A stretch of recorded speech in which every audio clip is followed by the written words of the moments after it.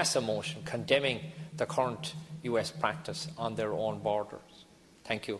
That's Cathaoirleach. Senator Billy Lawless.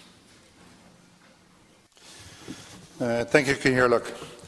Cathaoirleach, I stand today as an Irish citizen, an immigrant citizen and a naturalised United States citizen. I'm also a father, grandfather and someone who has moved to the United States over 20 years ago to pursue the American dream. I feel compelled to speak out today against the inhumane separation of immigrant children from their parents at the United States-Mexican border. These families seeking asylum in the United States are often fleeing the most horrendous conditions in their home countries. They are the most vulnerable of immigrants. Their only desire is seeking a better life for themselves and their children. The children have done nothing wrong. We've been repeatedly told by experts, mental health groups and human rights organisations that this separation can have a lifelong impact on children and their parents and could be tantamount to government-sanctioned child abuse. Over a six-week period, as my colleague has stated, more than 2,000 children have been separated from their parents. I'm not speaking here today about politics. This should not be about Democrats or Republicans, left or right. These are children, human beings, and they are being locked in cages. Toddlers are being separated from their parents. Despite what's being said, there is no law in the United States that requires this separation.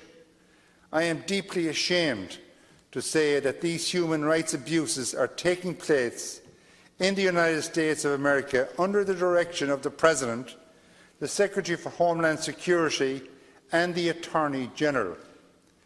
This is a policy of the current administration, and they could change it immediately should they choose to do so. We have on many occasions castigated the Irish Government and authorities in Ireland for the practice of separating children from their mothers in the past as being barbaric.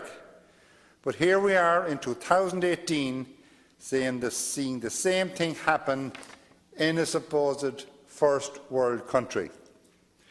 These policies do not reflect the country that I know and love.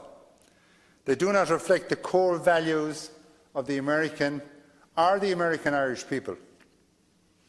I commend the Minister for Foreign Affairs, Simon Coveney, for his strong statement condemning the actions of the Trump administration. I stand with those United States senators and United States congressmen who have visited these prison cages, Republican and Democrat, and I urge the government and this House to equally use whatever means we have to let those mothers, fathers and children know that every voice counts and that this country and our people stand firm with the values most Americans hold dear.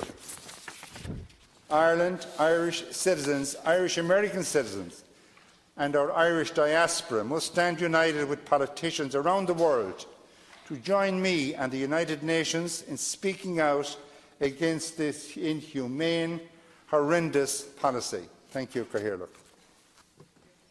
Thank you very much, Senator. Senator Lynn Rowan. I'd like to add my voice to the last two speakers and obviously